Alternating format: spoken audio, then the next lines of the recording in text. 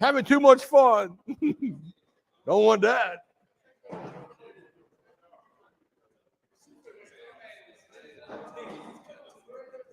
Why he look so happy? Another day? They go by quick sometimes.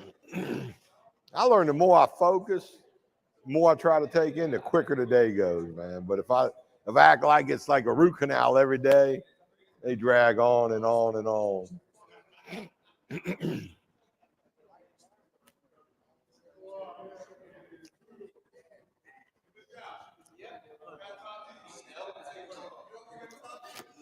Uh-oh.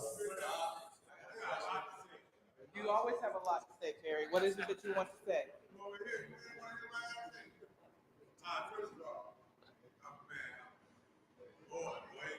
Blessed and highly favored. And I'm so grateful to be in here tonight.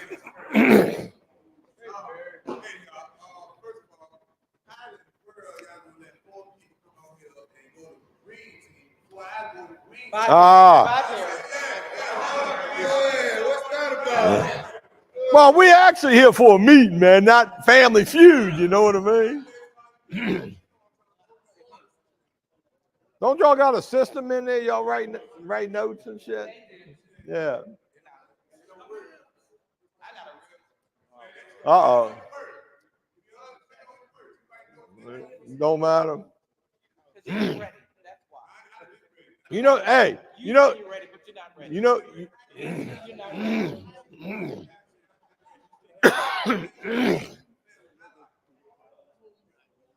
I'm going back down and talk to the ladies. Y'all ain't no fun, man. Hey, stay out of relationships. That's all I can say, man. They want to complain. Can you believe that? In jail, you want to complain? Come on, man. You got it made. It's the good life. Uh-oh, happy boy. Hey, no Google eyes. How you doing, man? Say that. Huh? That's what they do here. It's all carbs, man. They don't mind. Man, you got some tats there, man. Look at that. You ain't got much room left. Ain't y'all got each other's phone numbers? They let y'all call different spots. Ah.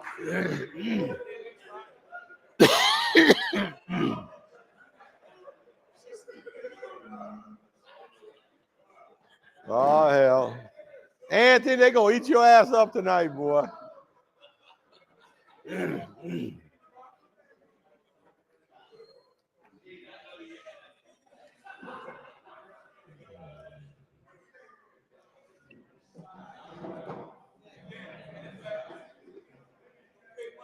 There ain't as many people on this side. What happened? Oh, they coming. What y'all have for dinner tonight? Chicken? Man, I ate 7-Eleven little egg roll, man.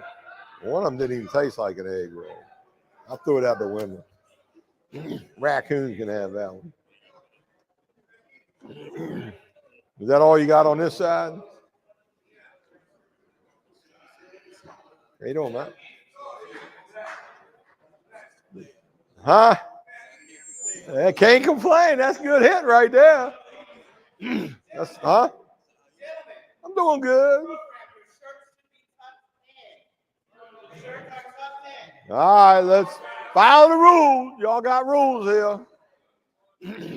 Don't worry, as soon as you get out, there ain't no rules no more.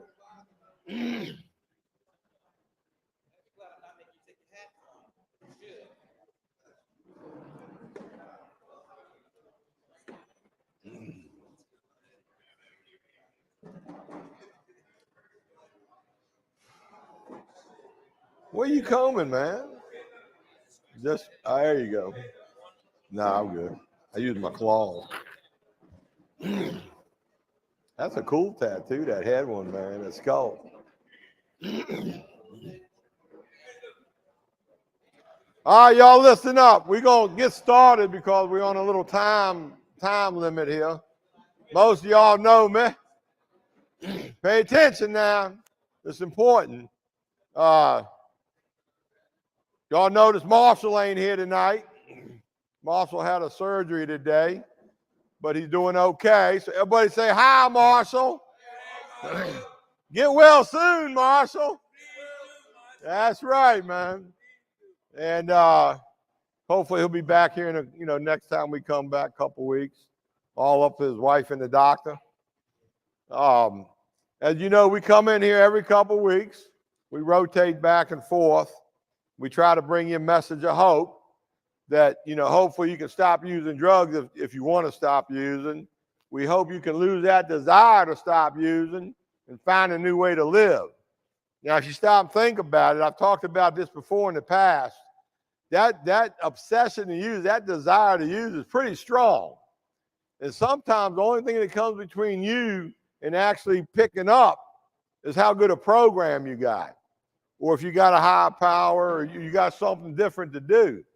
You'll notice, me and Marshall and Steve and Henry and all the other folks we bring up in here, one of the best ways we can lose that desire is to get out of ourselves and get into doing something healthy. You chase a healthy lifestyle, you may not want to go back to the chaos and the drama. And there's many, many recovery lifestyles you can chase when you get up out of here. Obviously, there's the good old 12-step programs you can chase. They got a ton of great churches and programs like that, and they got all kinds of stuff. If you look for it, you find it. You ever look for drugs and not find them? Hell no, because you wouldn't give up. You kept looking till you find it. The same thing for recovery. Now, I like to point something else out to you fellas. We only come in here for an hour every couple weeks. You guys live with each other basically 24/7 if I ain't missing something here. So spend that time chit-chatting, getting to know each other and communicating. When you come up in here, just try to focus best you can. Anybody ever play sports? I know y'all play basketball at least, right? In sports, they got what they call an athletic position. Like if you play baseball, you're getting ready to hit the ball, you're getting that athletic position. Football, if you're the quarterback, you're getting that athletic position. Well, when you're in a meeting, you get what they call an athletic position mentally. You get your head right and you focus, because if you focus, guess what? You might be able to catch a hit. And the reason you want to catch a hit, you might hear something you never heard before, or you might hear something you've heard 1,000 times, but it makes sense that time. So it's so important to use this time wisely, stay focused, try your best to catch a hit, and you'll catch a hit. Now, a lot of y'all been around long enough to know that sometimes your best hit comes from a person, place, or thing you least expected it to come from. Happens to me all the time. You ever judge a book by the cover? You go talk to somebody, like you think, who is this cranky old little whatever, right? But you go ahead, you stay focused, you have a conversation. Next thing you know, you walk away with more than you showed up with. See, recovery, I'm the first guy that likes to have fun and screw off and do all kinds of crazy things. If you ever run with me when you get out, you'll know exactly what I'm talking about. Man, but when I'm in a meeting, I stay focused because I don't want to miss nothing. I'm that kind of guy.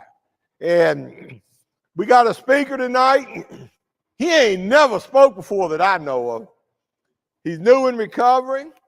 But what I like about this guy, number one, he's been around it, a couple years now? And he came to us. Hell, he ain't even 21 yet. But he spent 10 good years in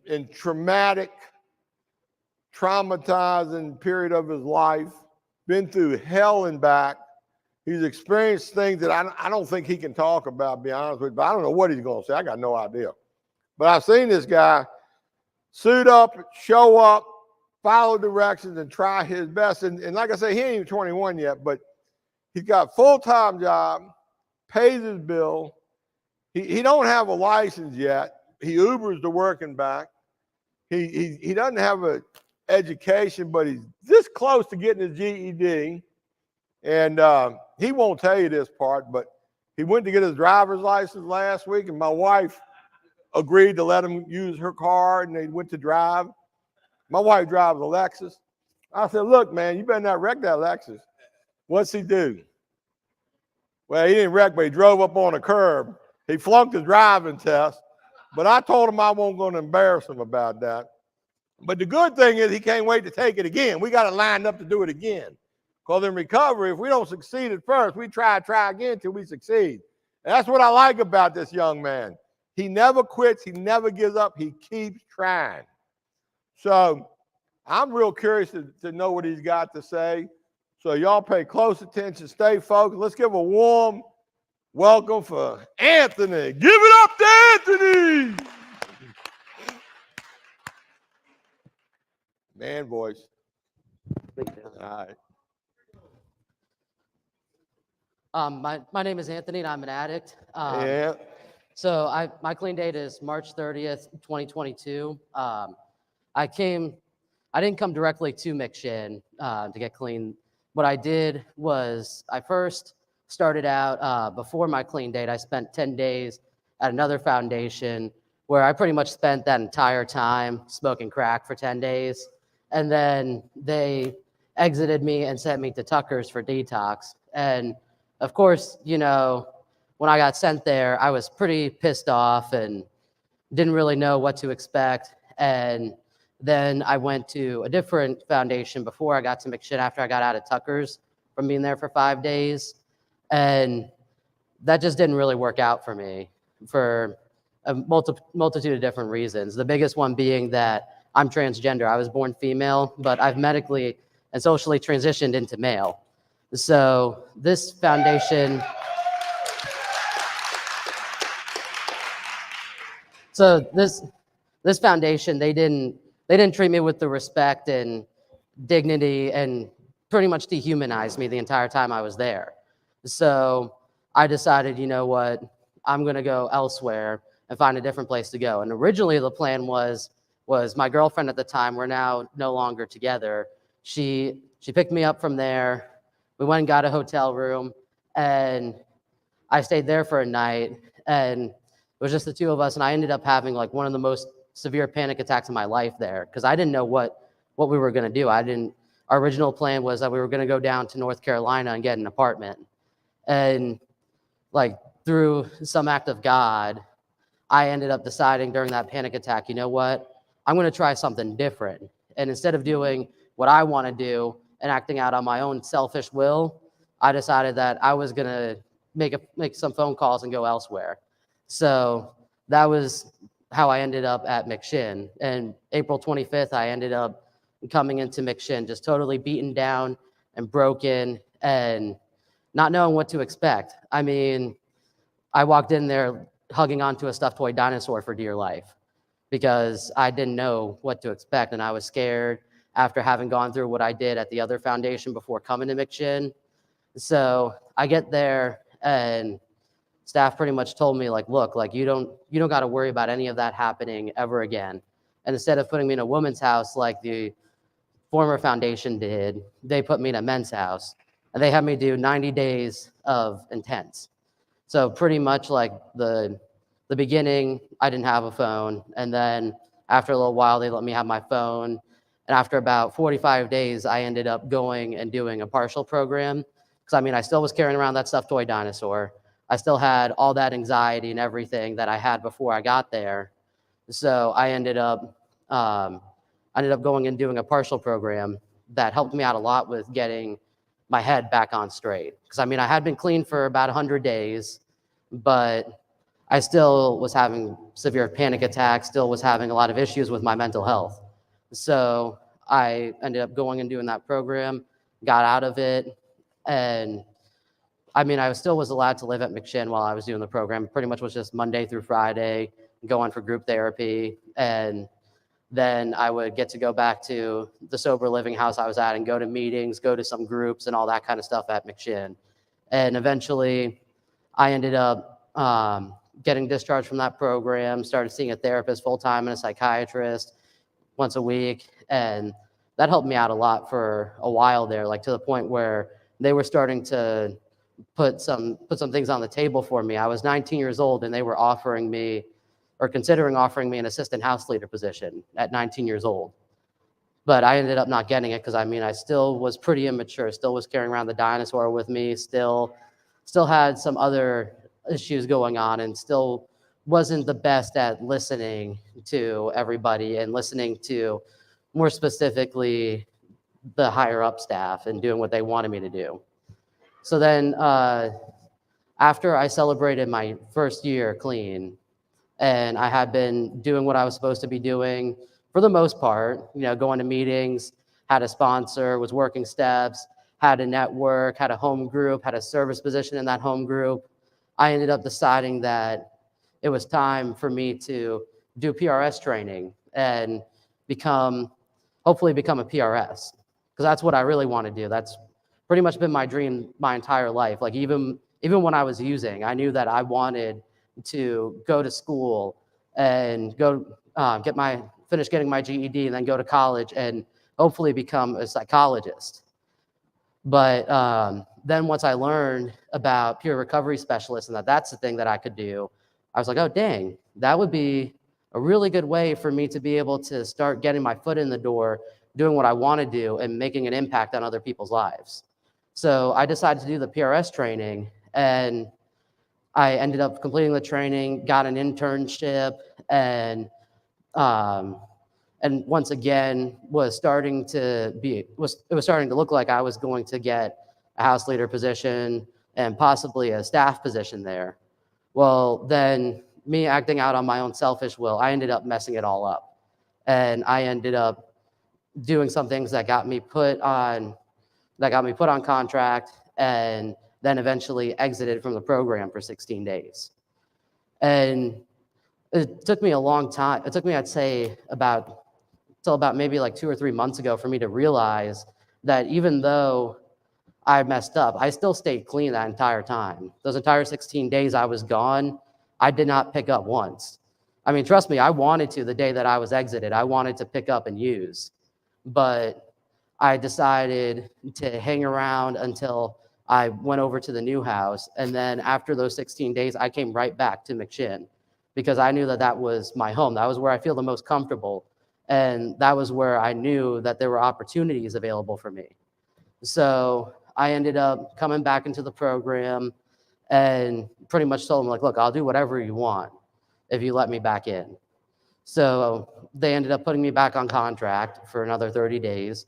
I fulfilled that contract, and then eventually, within 2 weeks of coming back, they were like, hey, we're going to let you off contract early and send you to one of the step-up houses. And I was eternally grateful for that because I didn't think that they were going to let me back into the program in the first place, but they did. And I was just beyond grateful that they were taking me off my contract early and letting me move into the step-up house.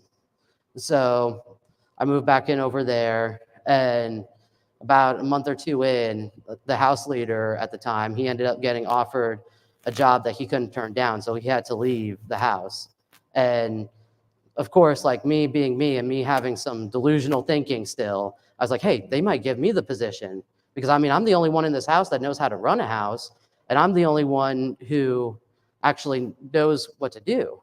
So then, of course, they moved somebody else in, and I started to build up some resentments because they moved somebody else in as a house leader. And of course, I was thinking, well, he doesn't deserve it, this and that, and was just getting really bitter and resentful. And it took about a couple of weeks of him being there for me to actually wake up and realize, like, I still am slowly working towards gaining their trust back. And I'm slowly working towards also figuring out, cleaning my side of the street and figuring out what I got to do to get them to accept, to get them to, I wouldn't say, give me stuff that I want, but, just get them to realize that I'm trying to improve myself pretty much. So I decided, you know what, like, screw this. I'm just going to focus on my path and my recovery. Because also, come this time, I realized that my 2-year mark is rapidly approaching. Like in 53 days, I'll have 2 years clean. And And I was starting to get really worried because I hadn't gotten my GED yet. I hadn't gotten my driver's license. I hadn't gotten a car or any of those big obstacles. And it was to the point where I was starting to worry, where I was starting to think just screw having a 2-year celebration and screw having that meeting because I'm still going to be in the exact same spot that I was. So then I went and talked to one of the people in my network about it and asked him, I was like, hey, like, what do you think about this?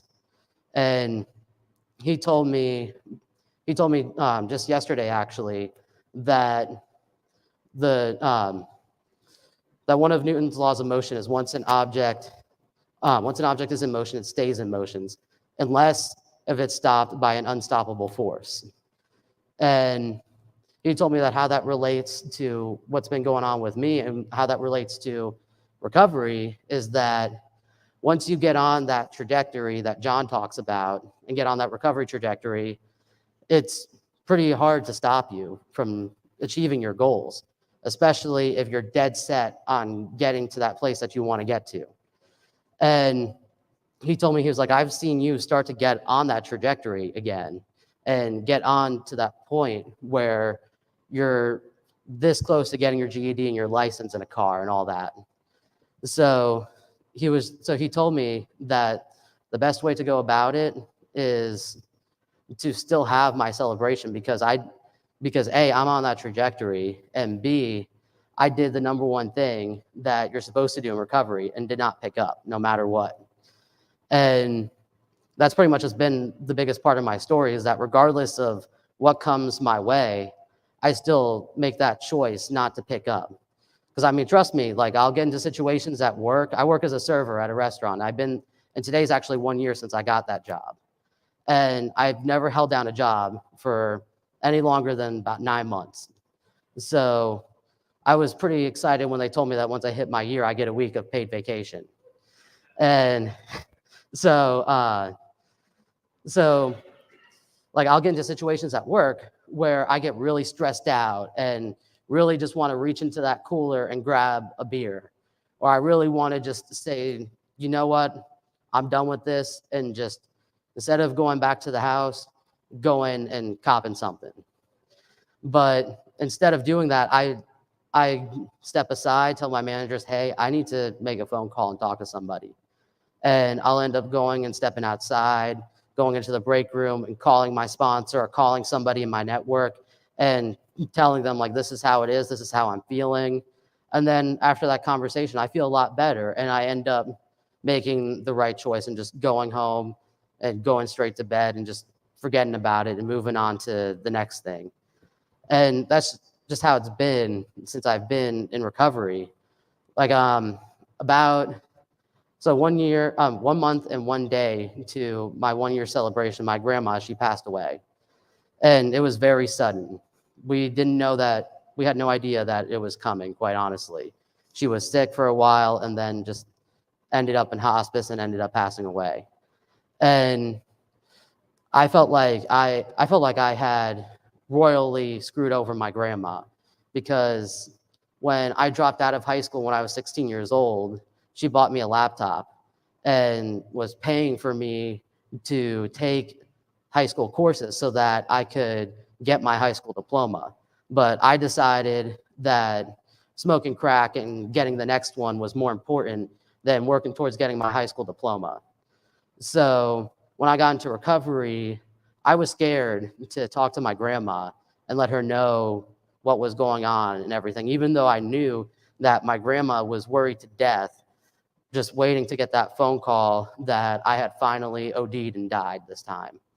So when she passed away, I didn't really feel like using so much, but I just felt like I owed her something.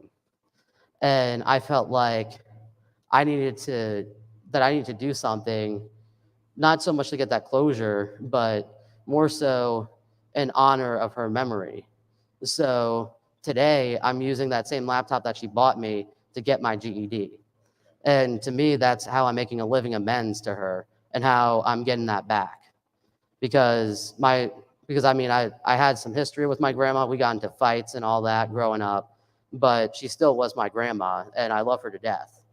And I definitely want her and my grandfather to be looking down at their grandson and seeing him achieve these goals and accomplish these things that he had set for himself and that they saw me doing.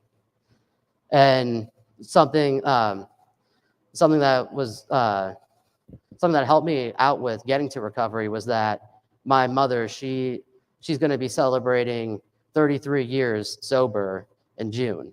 And my grandfather, he died with close to 45 years sober. And so that shows me that it's not just the disease that runs in my family, but it's recovery that runs in my family as well. Because they both got sober when they were fairly young. I mean, I'm the youngest in my family to get sober, but my mom was in her late 20s, early 30s, and so was my grandfather when they both got sober. So that gave me the hope that I knew that I could do this and get it right. And that if not doing it for myself, but doing it in honor of my grandfather's memory, and doing it so that my grandma knows that, so my grandma and my mom know that they're not going to have to worry about getting that phone call anymore. So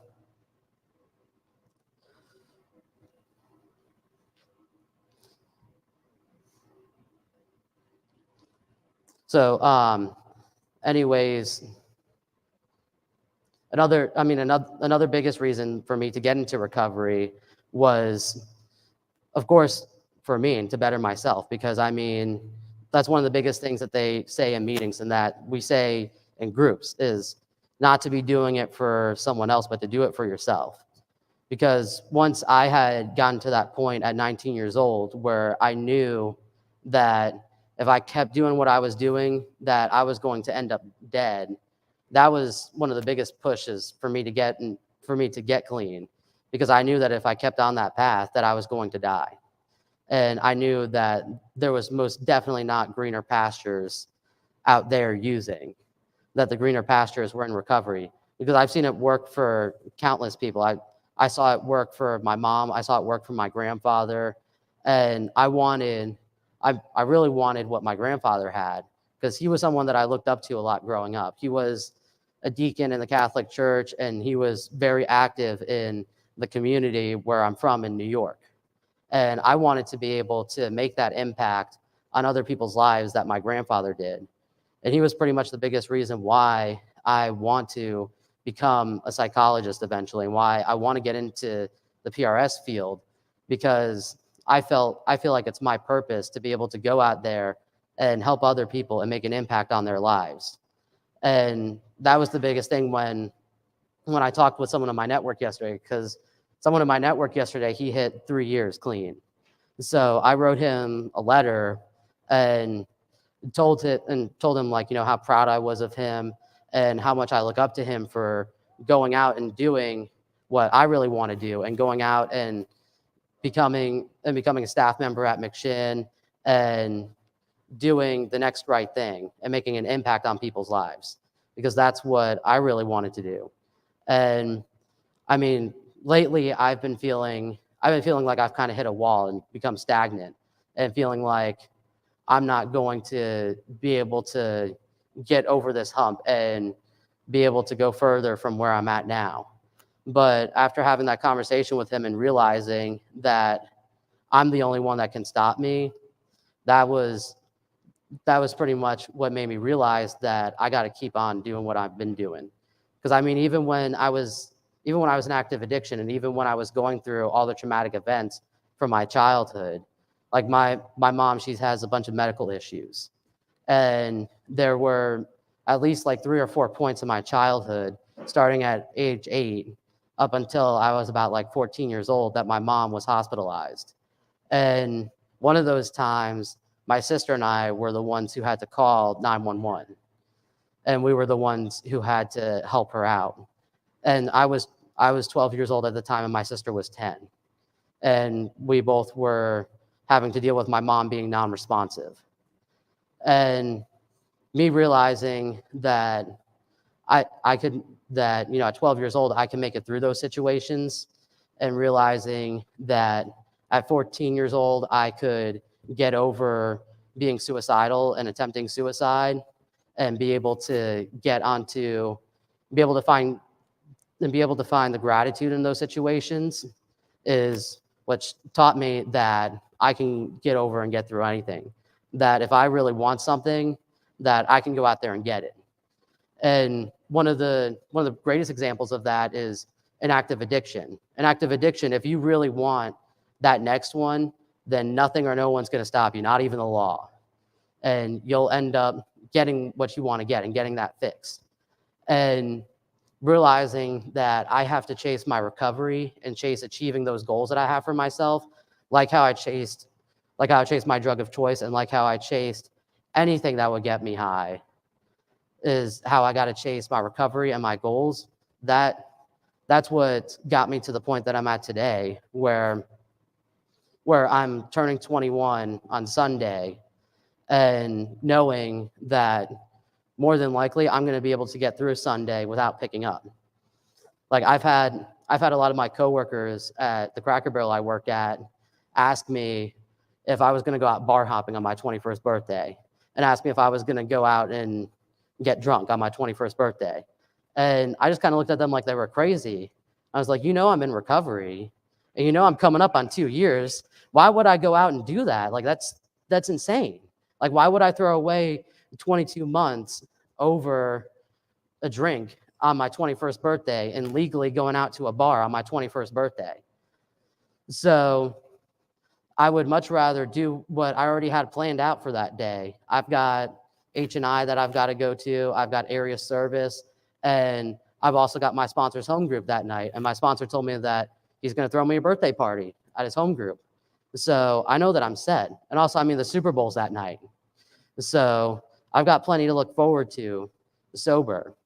And also another thing that's helping me to get through that is knowing that once my 21st birthday comes and goes and I'm still clean, that I'll be able to sit there and say that I got through my 21st birthday and stayed clean. Because I know that's not something that a lot of people can say. And that's something that I know that I'll be taking pride in saying that I did that. And that's one of the things that I'll be able to say at that 2-year celebration that I was so worried about. So that's pretty much all I've got for you guys. So thanks for bearing with me for my first time speaking.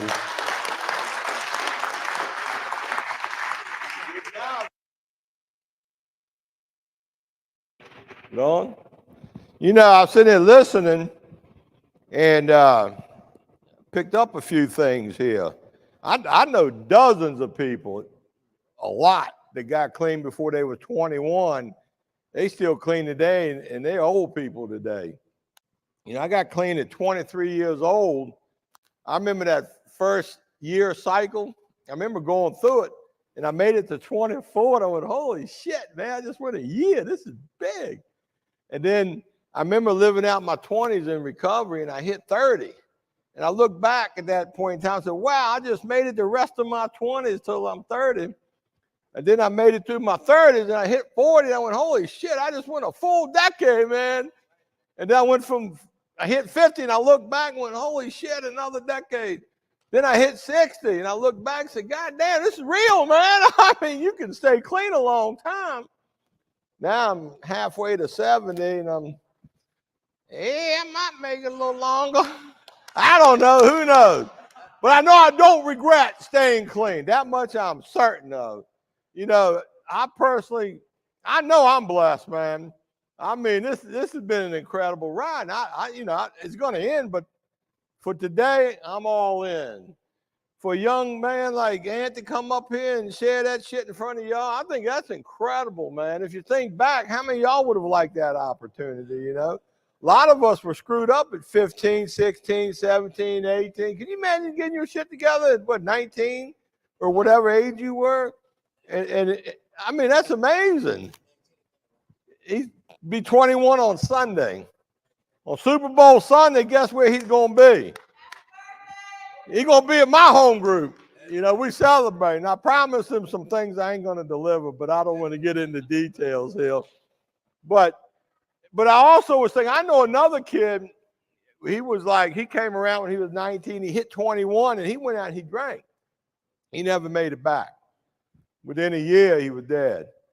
And it's like, you don't know how it's going to end, but if I stay clean, I got a better chance of having a better ending if you stop and think about it. You know, if you want to accelerate your time on earth or your troubles on earth, go back and do what you were doing. But if you want to finish up your days the best you can, recovery is probably a damn good option. And, you know, y'all may not realize it, but when we come in here, you know, obviously it's a live feed, it's on YouTube and Facebook, but we give all these videos to these jail tablets. I think you got those tablets in here too. But we in all 50 states. We get millions of views in correctional facilities. And I would bet money right now, 99% of those people all across America that watch these are sitting in their bunk on their iPad watching these meetings going, why don't we got one of these programs in my jail or in my prison? This is rare across America that you got a sheriff, you got correction officers. They took the time out to create this program. They let folks like us in here on a regular basis to keep that connection of hope and that vision of what your life can look like and the pathway to get there. This is rare. And these guys and ladies that are watching right now, I want you to know that if you hear my voice, ask your CO, your PO when you get out, make some noise, some good noise, and get programs in your facilities, because the truth is a lot of y'all aren't coming back because of these programs. And that's a fact. A lot of you hard-headed, and you'll be back, but more won't come back than will come back because of these programs. These programs work, and they're important, and they're valuable. And y'all watch that Anonymous people today, that movie's 10 years old, and we're really only that much further in our society in America. And we have this knowledge out there, but until we be the change we want people to see and make the change happen, not much is going to happen. So you guys and girls, you know, it's almost like it's up to us to see to it that recovery stays abundant and available. And when we get opportunities like this, hopefully we respect it and actually thank these people for saving our life. You know, you think about it, something special going on here. I know it don't always feel special sitting in jail with Bobo, but you know what? Something is special happening here, you know? And I know most of you really enjoy that and appreciate that. Me and Marshall and the gang, we love coming out here, you know? This is how I stay clean. I don't want to be in blue, and I can be in blue. I'm that close to a relapse. I know I am, but as long as I do today what I did yesterday, hopefully tomorrow I'll get here, I'll be all right. Now, we mentioned Marshall earlier. I hope Marshall's watching, or Brenda. You know, Marshall earlier, one of your buddies wanted to say something. I don't know his name, but he was thinking about you. J.O. Jeter. Huh? Yeah, J.O. Jeter from Southside. It don't matter. All right. Henry, Gavin, y'all want to say anything? We got about 5 minutes. You sure? Got a nuclear engineer over there. He did a little time out at West one time, he was telling me. He did more time at Riverside, was it? We're going to bring him back here one week, let him tell you the full story, man. It's a good one. Thank you very much. You guys were fabulous tonight. We'll see you in a couple weeks. Y'all hang in there, all right? Give it up.